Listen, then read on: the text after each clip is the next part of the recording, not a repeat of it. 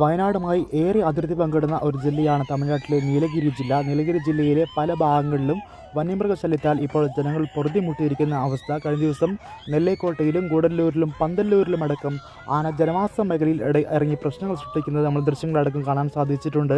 കഴിഞ്ഞ ദിവസം നെല്ലിക്കോട്ട നഗരത്തിൽ ആന ഇറങ്ങി പരിഭ്രാന്തി സൃഷ്ടിച്ചിട്ടുണ്ട്. ഗൂഡല്ലൂരിലും ആന നഗരത്തിലിറങ്ങി കടകൾ അടക്കം കുത്തി തുറന്ന് ഭക്ഷണ സാധനങ്ങൾ അടക്കം എടുത്ത് ഭക്ഷിക്കുന്ന ദൃശ്യങ്ങൾ നമ്മൾ കണ്ടിട്ടുണ്ട്. ഇപ്പോൾ ഇതാ വയനാടുമായി ഏറെ അതിർത്തി പങ്കിടുന്ന വടുവഞ്ചാലുമായി ഏറെ അടുത്തുള്ള ഒരു നഗരം കൂടിയാണ് ചേരമ്പാടി. ചേരമ്പാടിയിൽ ഇപ്പോൾ ആന ഇറങ്ങി കുട്ടികളെ അടക്കം ഓടിക്കുന്ന ദൃശ്യം ആണ് ഇപ്പോൾ നിലയിൽ പുറത്തു വന്നുകൊണ്ടിരിക്കുന്നത്.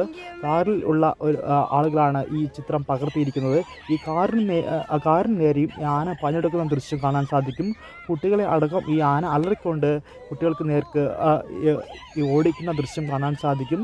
കഴിഞ്ഞ ദിവസങ്ങളിലടക്കം ചേരമ്പാടിലും നെല്ലിക്കോട്ടയിലും പന്തല്ലൂരിലും ഗുഡല്ലൂരിലും അടക്കം ആനയുടെ വിളയാട്ടമായിരുന്നു. 2 മാസം മുൻപൊക്കെ പുലിയും കടുവയും ഒക്കെ ആണെങ്കിൽ ഇപ്പോൾ ഏറെ പ്രതിസന്ധി സൃഷ്ടിച്ചിരിക്കുന്നത് ആനയുടെ ശല്യമാണ്. പകൽ സമയത്ത് പോലും ഈ പന്തല്ലൂരിലും ഗുഡല്ലൂരിലും അടക്കം നഗരത്തിൽ ആന ഇറങ്ങുന്ന സാഹചര്യമുണ്ട്.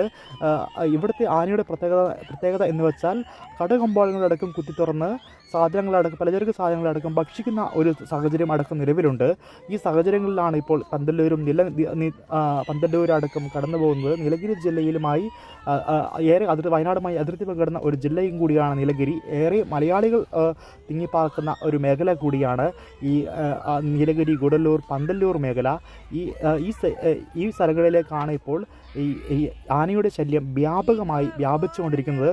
ദിനം പ്രതി ആന ജനവാസ മേഖലയിൽ ഇറങ്ങി ജനങ്ങളുടെ ജീവനും സ്വത്തിനും